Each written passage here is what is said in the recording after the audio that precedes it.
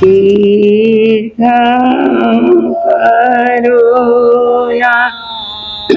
मुखकमलधि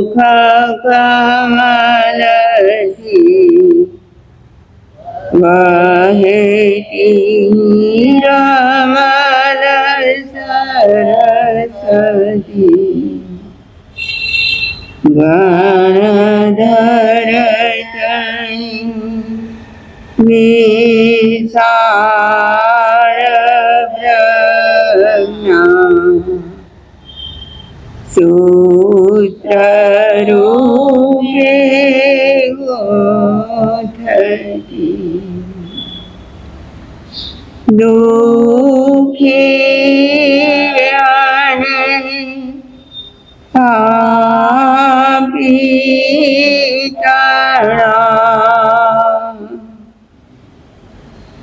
दुख पापने निवारती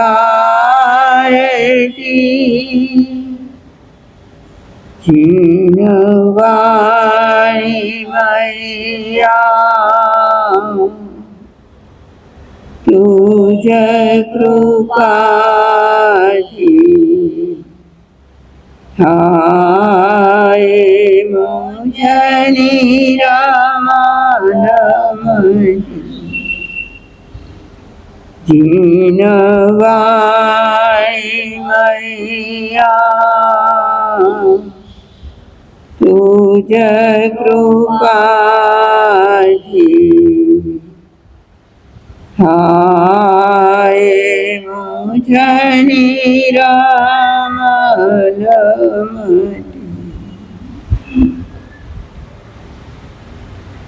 अनंत ज्ञानी अनंत दर्शनी त्रिलोकीनाथ तीर्थंकर परमात्मा श्रमण भगवान महावीर स्वामीना श्री चरणों में अपनी सौनी भावना मारा तमारा अनंत अनंत उपकारी सर्व गुरु भगवंतोना श्री चरणों में अपनी सौनी भावना गुरु ने माया पूज्यवरा मुक्त लंबाई मां सतीजीना श्री चरणों में अपनी सौनी भावना अनंत ज्ञानी परमात्माए जगतना सर्व जीवोना आत्मकल्याण अर्थे आगमोनी प्ररूपना करी। आगमना प्रत्येक शब्द में ज्ञानीओए अनंत अनंत भाव भर्या जे भावोनो आधार लई विश्वमांथी अनंता जीवो मोक्ष सुखने पामी गया। वर्तमाने महाविदेह क्षेत्रमांथी संख्याता जीवो मोक्षना सुखोने पामी रह्या छे। आगामी काळे अनंत जीवो मोक्षना सुखो पामशे। આપણે દરરોજ આવા શબ્દો સાંભળીએ કે અનંતા મોક્ષમાં ગયા, અનંતા જશે। આપણને એવો વિચાર ક્યારે આવે છે કે મારું મોક્ષ ક્યારે થશે? હે, શું વિચાર આવવો જોઈએ? મારું મોક્ષ ક્યારે થશે? अरे काळनी दृष्टिए जोईए तो भूतकाळ में अनंता सिद्ध थई गया, एमा तो मारो के तमारो नंबर लाग्यो नथी। महाविदेह क्षेत्र में जे सिद्ध थवाना छे एमा एमा मारो तमारो नंबर लागशे के नहीं? है, હવે વિચારીએ આપણી સામે ભવિષ્યકાળ છે। તમે કહેશો વર્તમાન છે ને? વર્તમાન કેવડો? એક જ સમયનો। પૃચ્છા સમયે અત્યારે જ્યારે પૂછવામાં આવે કે વર્તમાન કેવડો, ત્યારે આપણે કહી શકીએ કે અત્યારે વર્તમાન જે કાળ છે તે જ વર્તમાન છે। બાકીનો તો તરત જ એક સમય ભૂતકાળમાં ભળી જાય અને ભવિષ્યનો સમય તો હજુ આવ્યો નથી. તો જો વર્તમાનમાં તો આપણે એવી કઈ ક્રિયા અનુષ્ઠાનો કરતા નથી, મોક્ષ ક્યાંથી મળશે? અને ભાવિ કાળમાં શું થશે એ તો આપણને ખબર પણ નથી. તો આ બધો ધર્મ શા માટે કરવાનો? ભાવિને સુધારવા માટે. શાના માટે? જો ભાવિ સુધરે તો વર્તમાન સુધરતો જાય. ભાવિમાંથી જ એક સમય આપણો વર્તમાન બનવાનો છે. જ્ઞાનીઓ આપણને કહે છે કે તું તારા અત્યારના વર્તમાન જીવનને તપાસી લે કે આ જીવનમાં તને શું શું મળ્યું છે, એના માધ્યમથી તારે શું કરવાનું છે. આપણે કહી દઈશું અમને આર્યભૂમિ મળી, મનુષ્યનો અવતાર મળ્યો, પંચેન્દ્રિયની પરિપૂર્ણતા મળી, નિરોગી કાયા મળી, જૈન ધર્મ મળ્યો, સંત સમાગમ મળ્યો, જીનવાણી સાંભળવા મળે છે. કેટલા બધા આપણા આ પ્લસ પોઈન્ટ છે કે નથી? જો પ્લસ પોઈન્ટ મળી ગયા પછી આપણે જો કંઈ જ કરીએ નહીં, હમણાં માસથી જે એકાગ્રતાની વાતો કરી, આપણે જે પણ કરીએ એમાં આપણી એકાગ્રતા જરૂરી ખરી કે નહીં? બેનો રોટલી જ બનાવતા હોય અને તવા પર નાખી પણ હોય, એમાં ગફલતમાં રહો તો શું થાય? બળી જાય. અને જો જલ્દી કરો તો કાચી પણ રહી જાય. જો આ એક નાનકડી ક્રિયામાં પણ આપણી એકાગ્રતા જરૂરી છે, તો ધર્મ જેવી અડીખમ ઇમારત છે, એમના આપણે કોઈ પણ અનુષ્ઠાનો કરીએ એમાં આપણી એકાગ્રતા ના હોય તો માત્ર બાહરી દેખાવમાં બધાને લાગે કે ફલાણા ભાઈ કે ફલાણા બેન સામાયિક કરી રહ્યા છે, ધર્મ ધ્યાન કરી રહ્યા છે, પણ અંતઃકરણ કબૂલ કરતું હોય એનો કે ધર્મ કેવો થાય છે. અહીં તો આપણે નિર્ગ્રંથ પ્રવચનકારની વાતોને પણ સાંભળીએ છીએ અને એમાં એમ કહ્યું છે એગગ ચિત્તો ભવિષ્ય. શું કહ્યું છે? એકાગ્રતાની વાત કરું છું. એગગ ચિત્તો ભવિષ્ય એટલે એકાગ્રતાને તમે પ્રાપ્ત કરો. કઈ બાબતમાં? ધર્મની બાબતમાં તો ખરી, તમારા જીવન વ્યવહારમાં પણ એકાગ્રતા જોશે. અને સાથે સાથે બીજી વાત સતીજીએ કરી સ્થિરતાની. એકાગ્ર હોય એ સ્થિર બને કે ના બને? બેનો, જ્યારે તમે દૂધમાં મેળવણ નાખી દો અને કલાક પછી જોયા કરો કે આ જામી ગયું કે નહીં, જામી ગયું કે નહીં, એમ કરીને તપેલી હાથમાં લો અને જરાક હલાવીને જુઓ કે હવે જામ્યું કે નહીં. જામેલાને જોવા માટે હલાવવાની જરૂર ખરી? જામેલું હોય તો તમને ખબર પડી જ જાય.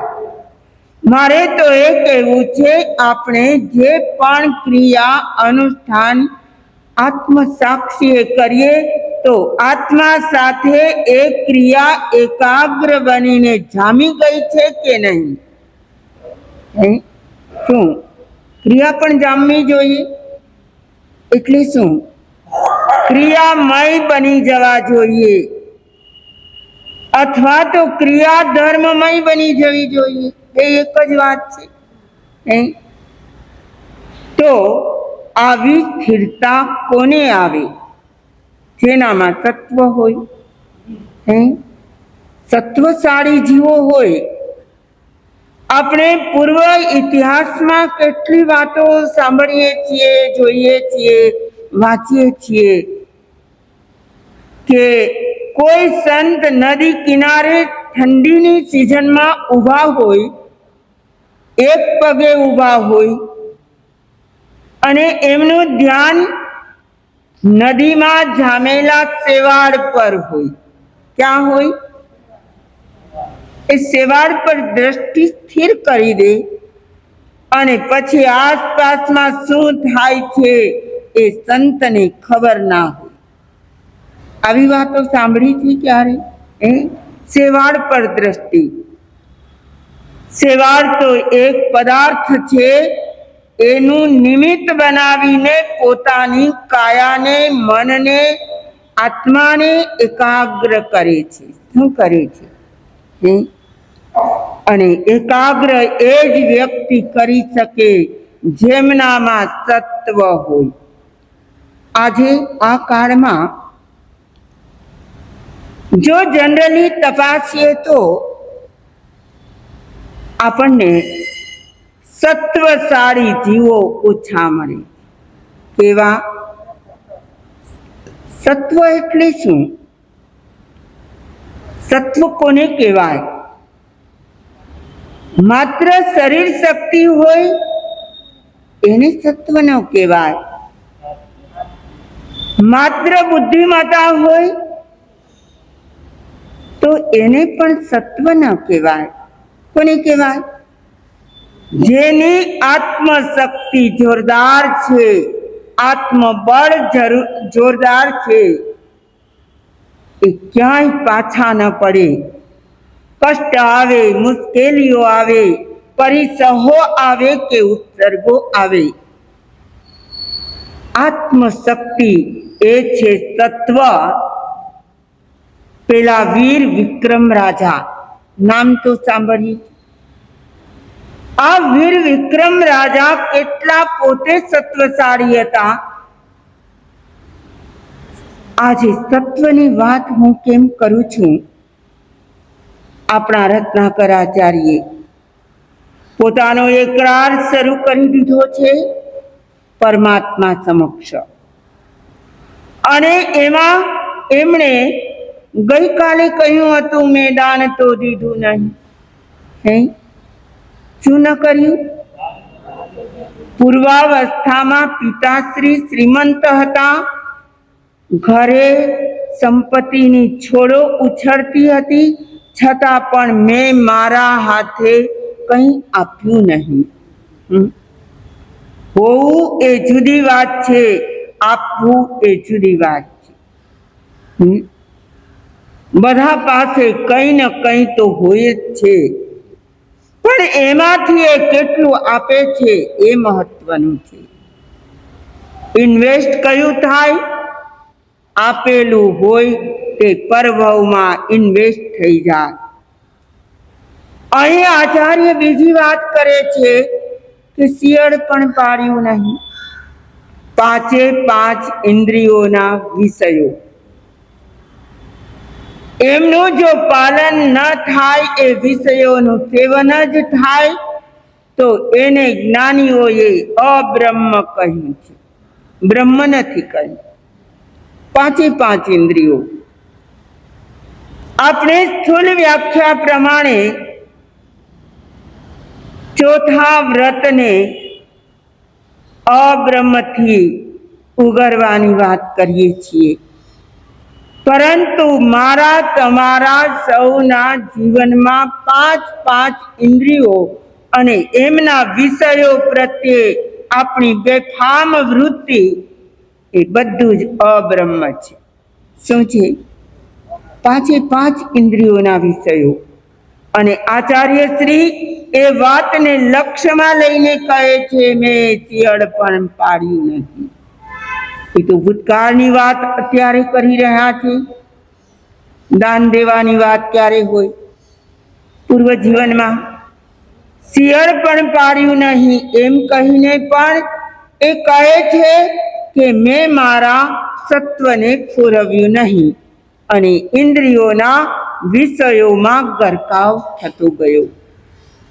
હા, ગ્રહસ્થ અવસ્થામાં એમને રસના ઇન્દ્રિયથી બોલવામાં ધ્યાન ન રાખ્યું હોય, સ્વાદ લેવામાં ધ્યાન ન રાખ્યું હોય, આ બધું અબ્રહ્મ કહેવાય કે ના કહેવાય? સત્વશાળી જીવો એ બધી જ બાબતમાં પોતાના સત્વને આગળ ધરે છે. અહીં તો વીર વિક્રમ રાજા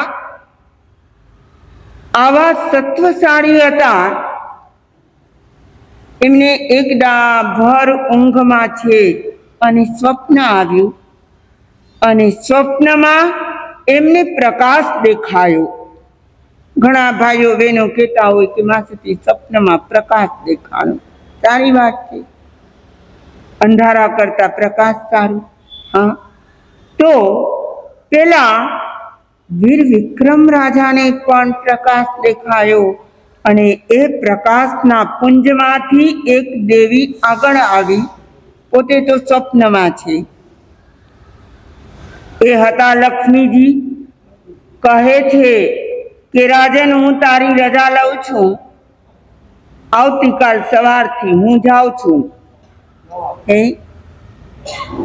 રાજન કહે છે કઈ વાંધો નહીં. બીજી દેવી આવી થોડી વારમાં. એ હતી કીર્તિ દેવી.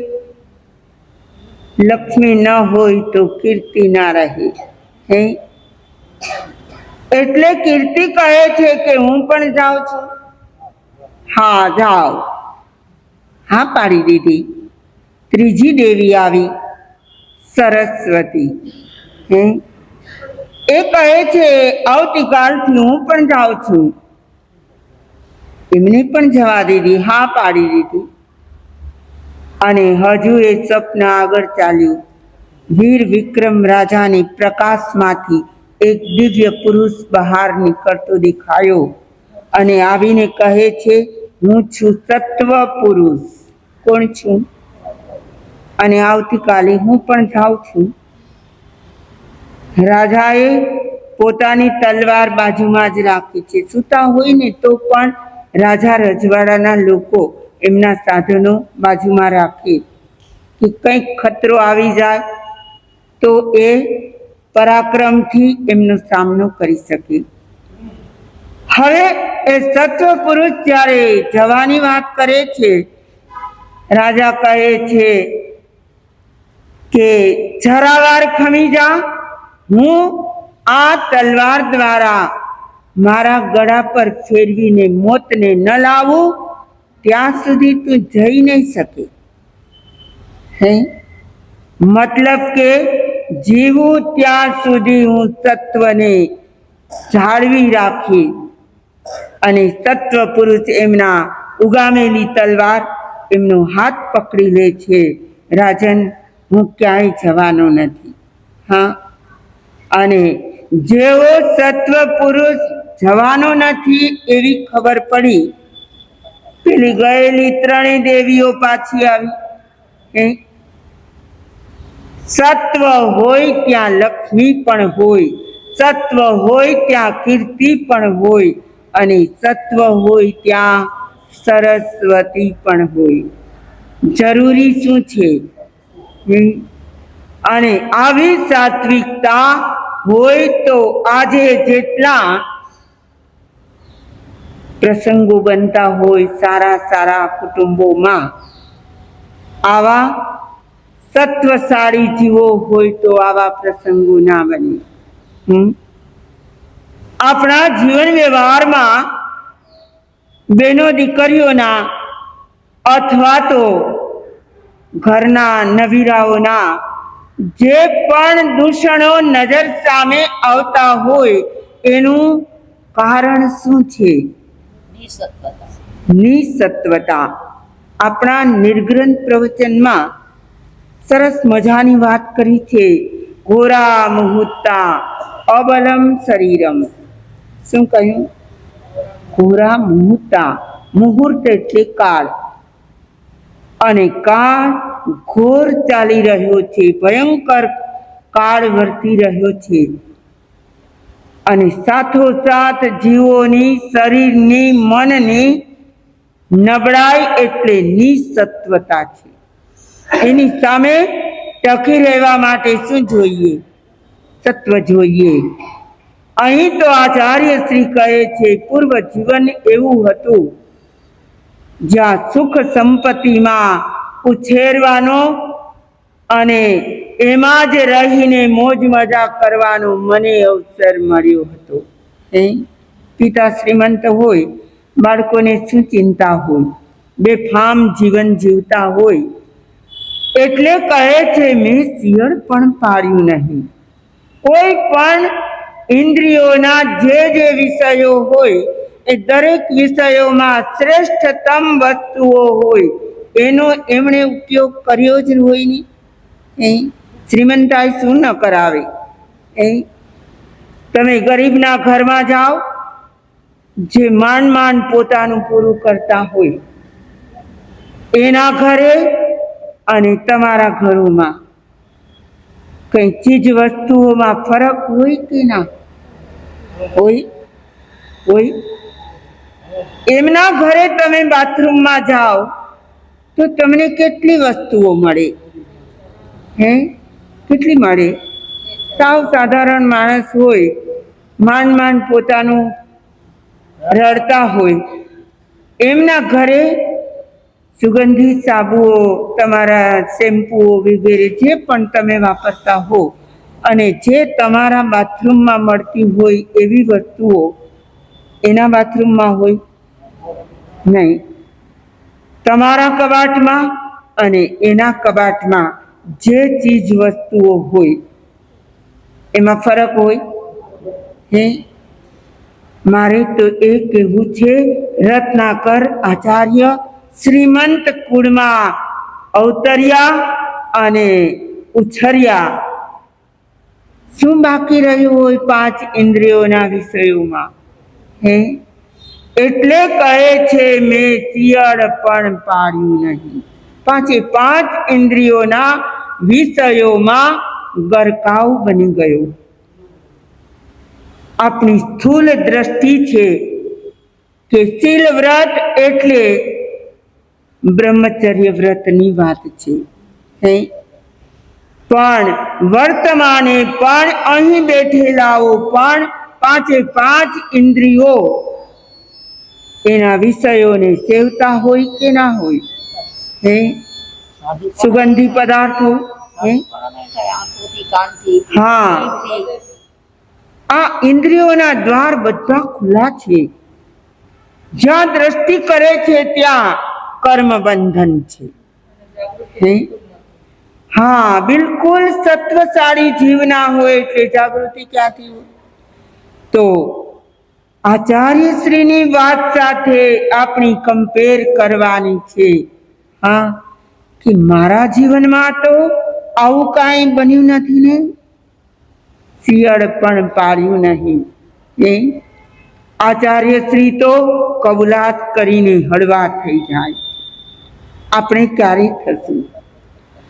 આપણે તો આ બધી 5 ઇન્દ્રિયોના વિષયોના આસક્ત બનીને પણ મનથી તો માનતા હોઈએ કે અમારા જેવા પવિત્ર, નિર્મળ, ધર્મિષ્ઠ બીજા કોઈ નહીં હોય. તો આપણે દોષ કરીએ છીએ અને દોષને પણ છુપાવીએ છીએ. શું કરીએ? એની આલોચના ક્યારે થશે? જેટલા દોષો છુપાવ્યા હશે એની આલોચના કોણ કરાવશે અને આપણે ક્યારે કરશું? હા, દોષો યાદ પણ નથી. આપણા રૂટીનમાં આવી જાય એ દોષો દોષ રૂપે પણ ન લાગે. શું? રૂટીનમાં જે આવી જાય, દરરોજ કરતા હોઈએ, આવું તો હું રોજ કરું છું.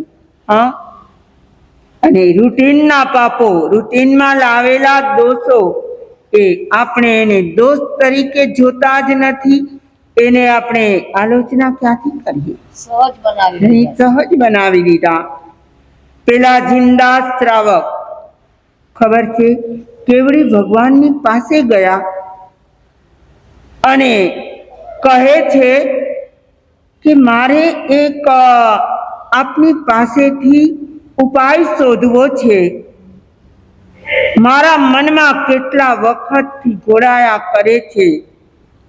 જિંદા શ્રાવક કહે છે મેં એકવાર કોઈ જ્ઞાની સંતના સત્સંગમાં ઘણી બધી વાતો સાંભળી અને મને એ સત્સંગ ગમી ગયો. સાંભળતા સાંભળતા વિચાર આવ્યો કે મારે આવા નિયમો કરી લેવા છે. સત્સંગ કરો તો ક્યારેક તમને એવું થાય કે નહીં કે આ નિયમ મારે પણ કરી લેવો છે? એટલે પેલા જિંદા શ્રાવક કહે છે મેં એવો નિયમ પૂર્વ જીવનમાં કર્યો છે કોઈ સંતના સત્સંગમાં કે મારે મારા હાથે 84 લાખ સંતોને આહાર દાન દેવું. કેટલા? 84 લાખ સંતોને, સાધ્વીજીઓને, પંચ મહાવ્રતધારીઓને મારે આહાર દાન કરવું અને એ 84 લાખ સંતો કે સતીજીઓને વંદન કરવા. નિયમ સહેલો છે કે આકરો છે? આકરો છે. આકરો છે. તમે વધીને આજ સુધીમાં તમે વિચારજો તમારા જીવનની વાત કે આજ સુધીમાં તમે ઓરાવ્યું હોય તો કેટલાને ઓરાવ્યું હશે? તમારા હાથે, તમારા આંગણે જે સંત પધાર્યા ગમે તે સંપ્રદાયના હોય, પંચ મહાવ્રતધારી હોવા જોઈએ, આવા કેટલા સંતોને તમે ઓરાવ્યું? માંડ 200-300 થાય અને કેટલાને વંદન કર્યા? ઉઠ બેસની વંદના, પંચાંગ વંદના તમે કેટલા સંતોને, કેટલા સાધ્વીજીઓની કરી હશે? તમે કહેશો અત્યારે અમારાથી થતી નથી. કાંઈ વાંધો નહીં. આપણે તો આપણા ભૂતકાળને જોઈએ. જ્યારે પગ ચાલતા હતા, કમર બરાબર હતી, યૌવન વય હતી, ત્યારે આપણે કેટલા પંચ મહાવ્રત ધારીને વંદન કર્યા. તમને ખબર છે ને કૃષ્ણ મહારાજે વંદન કરતા કરતા શું કર્યું હતું? એનું અમુક નરકના નદાવા થઈ ગયા અને વંદન કરવાથી ઉચ્ચ ગોત્ર બંધાય, નીચ ગોત્ર ખપે.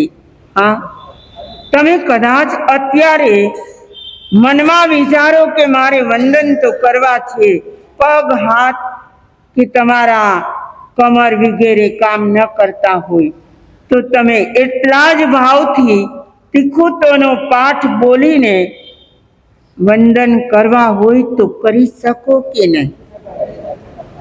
ના કરી શકો? કરી તો શકાય, પણ તરત જ પહેલો જવાબ તો એ જ નીકળે, હવે અમારાથી વંદના થતી નથી. શું હવે અમારાથી શું નથી થતું? વંદના થતી નથી. પેલા જિંદા શ્રાવકે તો નિયમ કરી લીધો છે. શું? 84 લાખ પંચ મહાવ્રતધારીને વંદન કરવા અને 84 લાખ પંચ મહાવ્રતધારીને ઓરાવવું. જ્યારે ભાવ આવી જાય ત્યારે નિયમ તો થઈ જાય. પણ એ નિયમનું જ્યારે પાલન કરવાનો અવસર આવે ત્યારે એમને મનમાં થોડીક મૂંઝવણ પણ થાય. હે ઘણા બહેનો વિચાર કરે કે 5 સામાયિક તો આમ સહજ થઈ જાય છે, સવારે ઉઠીને 2 કરી લઉં, વ્યાખ્યાનમાં થઈ જાય, પ્રતિક્રમણમાં થઈ જાય, આમ 5 સામાયિક તો થતા વાર જ નથી લાગતી, મારે સહજ રીતે થઈ જાય છે, હું 5 સામાયિકનો નિયમ લઈ લઉં. અને પછી એવા કેટલા દાખલાઓ અમારી સામે આવ્યા છે કે માસટીજી પચખાણ તો લીધા પણ હવે અમારાથી સામાયિક થતી નથી, અમને પ્રાયશ્ચિત આપો. શું પ્રાયશ્ચિત અપાય? અમે કહીએ સામાયિકના ભાવોમાં રહો, સૂતા સૂતા પણ સંભાવ રાખો. બીજું શું કહીએ? તો નિયમ લેતી વખતે જિંદા શ્રાવક પણ એકદમ ઉત્સાહમાં ઉમંગમાં આવી ગયા અને પચખાણ તો લઈ લીધા. હવે એ મૂંઝાય છે શું કરવું? ત્યારે કેવડી ભગવાન પધાર્યા અને એમની પાસે ગયા. અરે એ તો પુણ્યશાળી આત્મા હશે, એમને કેવડીનો સંયોગ પણ થયો, આપણને તો એ પણ સવલત નથી. છે આપણે કદાચ કોઈ કેવડી પાસે જવું હોય તો અત્યારે જઈ શકીએ ખરા? નહીં. કોઈ કેવડી ભગવંત આપણા ઘાટકો પર બિરાજે ખરા? નહીં. આવે કે ના આવે? વિનંતી કરો ને. નહીં તો કોઈ કેવડી ભગવાનનો યોગ મળે તેમ નથી, પણ જિંદાસ શ્રાવક તો પુણ્યશાળી છે, નિયમ ગ્રહણ તો કરી લીધા છે, હવે એ પોતાના મનનું સમાધાન કરવા માટે કેવડી ભગવાન પાસે ગયા કે 84 લાખ સંતોને હું ધારું તો વંદના તો કરી શકીશ. કેટલું સત્વ છે! એ કહે છે કે વંદના તો હું કરી શકીશ, પણ આહાર દાન દેવામાં મારા ઘરે તો અભરે ભરાય તેટલું છે, પણ સંતોને નિર્દોષ આહાર પાણી પુરાવવા હોય, એમના નિમિત્તે ન કરવું હોય તો 84 લાખને હું કેમ આહાર દાન કરું? આવું એમને વિચાર આવે છે અને રજૂ પણ કર્યો. કેવડી ભગવાન પણ એમના ભાવોને જાણીને કહે છે કે 84 લાખ સંતોને પંચ મહાવ્રત ધારીને જો તારે આહાર દાન કરવું હોય તો 84 લાખ તો જ્યારે જ્યારે તને યોગ મળે, ક્યારેક 5 મળે ને ક્યારેક 10 મળે, ક્યારેક અમારી જેમ 3 મળે. કેટલા મળે? તો તમે એમ કરતા કરતા 84 લાખ સુધી ક્યારે પહોંચો? તો એક ઉપાય બતાવું છું. તમે કચ્છમાં જાઓ. ક્યાં જાઓ સુશીલાબેન? કચ્છમાં જવાનું કહ્યું અને ત્યાં 2 રત્નો છે, એક છે વિજય શેઠ અને બીજા છે વિજયા શેઠાણી. કોણ છે? આપણે તો સત્વની વાત કરવી છે, આપણે તો શિયળ વ્રતની વાત કરવી છે. રત્નાકર આચાર્ય કહે છે શિયળ પણ પાડ્યું નહીં. તો જે શિયળ વ્રતને ચારિત્ર બનાવીને સમ્યક ચારિત્ર પાડી રહ્યા છે, એવા 2 આત્માઓ છે. વિજય શેઠ જ્યારે કુંવારા હતા એમણે પણ નિયમ લીધો હતો કે સુદ પક્ષમાં હું બ્રહ્મચર્ય પાડીશ, લગ્ન થશે ત્યારે પણ આ નિયમ હું જાળવી રાખીશ.